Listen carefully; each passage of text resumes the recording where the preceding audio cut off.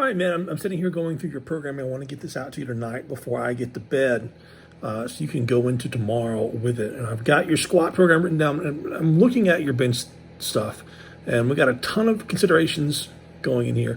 One, the squats, all that really matters. Two, you need a total for the squat to count. So we got to get a total, got to get the meat. And then we're dealing always with issues of elbows and shoulders when it comes to bench.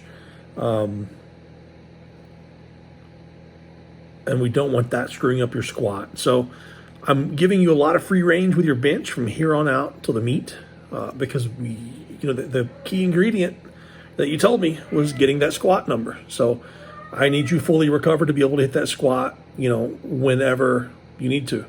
Whatever that takes. So you make the adjustments that you need to make. But we're looking at this week's plan, and I've got the paper here written down on paper. I've got speed work, cluster work, and I wrote down with bands. So I know what that means, but I also think that you need to be in your shirt. I think you need to be a little more comfortable in your shirt, and I think that if you can get a little more comfortable in your shirt, maybe you get a better groove between now and meet day. And maybe that turns into a great second and third attempt. Maybe it doesn't, but I want to give you the best opportunity possible. So here's my thought process. How much weight is safe for you to take? So you had 2 plates and a 10 aside and chains and everything else last week. So what I want you to do is we're going to focus on keeping speed, keeping the shirt. I want you to be fast and explosive, and I want you to be safe, and I don't want you to hurt at the end of it. So that means we need to keep the shoulder saver and or boards. I have no problem with you using the shoulder saver and a 1 or 2 board on top. Start with a plate and chains or, whatever. And I just want you to start by doing, so I've written it down here in my notes. We're not going to look at percents from here on out on your bench. We don't have to on your squat or deadlift either. And if I write down a percent, go 5 to 7% either way, depending on how you feel. 20 pounds here or there makes a huge difference on how your body feels when you're done. So you've always got a 20-pound leeway, plus or minus. So we're looking at starting with like a plate and, the chains that you keep in your trunk, throw them on the bar. Shirt on, 3 board or so. I really don't care if it's a 4 board or a 5 board. I don't want it to be, I don't want it to take you 5 seconds to get down to a 3 board when we can be explosive off a 4 board or even a 5 board. You've got monkey long arms like me.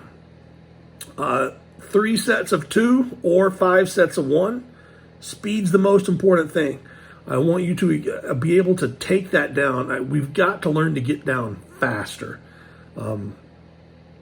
I know that you know this, because I know this, and I make the mistake in my shirt of taking that bar down super slow. And I've got to go for a ride in it, man. I've got to trust it. I'm going to press it. And I have to know that the longer it takes me to get that bar down, the less likely it is to ever actually get down to touch my chest. And then even if it does, I'm not going to press it and finish it. So I've got to let it ride. I've got to let it go crazy. I've got to let the bar get down fast in that shirt. So that's what I want you to do, whatever board that takes. The standard rest, you're resting 30 to 60 seconds. I don't care if it's 90 seconds. I really don't care. I want you to get through it, and I want it to be explosive, and I want you to be successful. Rest a couple of minutes, add a little weight. I don't know how much weight. Was that a joke? If you add 10 pounds aside, is that going to make the difference of you being able to get down another board? Are you going to lose a ton of speed, or is it going to be fine? So add maybe a 10 aside, 10 and a 5 aside, 2 to 3 sets of 1 to 2. Again, speed is important, and you not having any pain is important. Rest a couple minutes, add a little more weight, 2 to 3 sets of 1 to 2. Speed is important.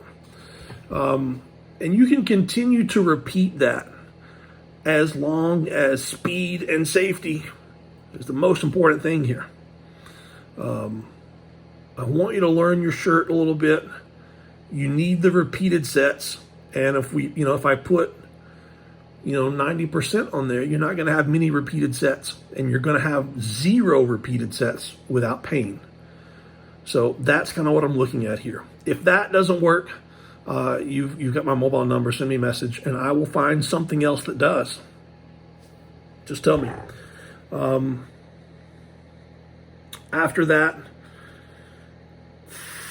man, I know I wrote down we could do 5 sets of 5 in the 60 to 65% range. Get you healed, raw or geared, or up and down through the boards. I'm going to leave that up here as an option, but I would prefer to see you in your shirt and working off the boards with the chains and being fast. I would love to see you doing the axle floor press bottom position as well, because that is very shoulder and pec friendly. And if you can add a decent amount of chains and work on grabbing the bar and spreading the bar as you press, you can take a wider grip on the axle with the floor press than you can with a regular bar. And you don't have to take the bar down, which is what is ripping your shoulders, pecs, and elbows apart. If you watch the video of me that I'm going to send you, all you have to do is explode up, and then you let the bar dive bomb down. So I know that you may not have that option, but you might. You can work off blocks. I don't care the height. I really don't. I mean, with me, my elbows are touching the ground because I'm using foam pads, and as I add weight to the bar, the foam sinks deeper and deeper. So as it gets harder, it actually gets harder. But, if you've got weightlifting blocks, I don't care the height. I don't care if it's a half press. We're not worried about that. Again, we're worried about being explosive and safety. That's it. The accessories, honestly, man, after all that, are you going to get much more from doing some tricep pushdowns? Some dumbbell laterals, maybe. You can go to YouTube and search Diesel Crew Shoulder Rehab. And I know that I've sent you these before, but that's probably the best thing you can do for an accessory right now is just watch their video and go through the motions and get a great shoulder, all the little tiny muscles to get pumped, because we've got to be serious. It's about the time in your training program to where you start having shoulder problems. It's been that many weeks to where this is about the time that you say, man, my shoulder was killing me. 2 weeks ago, I didn't tell you about it, and it got so bad this week that I couldn't train. So this is the time where we need to use extra caution. Don't train a single training session without putting the hottest cream you can possibly find all over that entire upper back and shoulder. That's what, those little sponges that women have, back scratcher sponges that women have in the shower, that's like 2.5, 3 feet long with a scratch pad on it. You go to the store and you buy one of those, and you cover the little scrubby brush thing with the hottest cream you can find, and then you cover your back, all that entire area, not the little spot, all of the surrounding areas with hot stuff. And then you think, what else could I possibly screw up today if things went wrong? And then you cover that with hot cream too, just in case. We don't take chances 4 weeks out, man. We don't take chances. Anyway, I wanted to do this in 2 minutes. We're looking at 9 minutes already. I'm going to upload this. I want to include this into your weekly programming. I'm going to finish your deadlift as well, and then I'm going to hit send and send this to you. And I cannot wait to see what you squat tomorrow. Catch you later, man.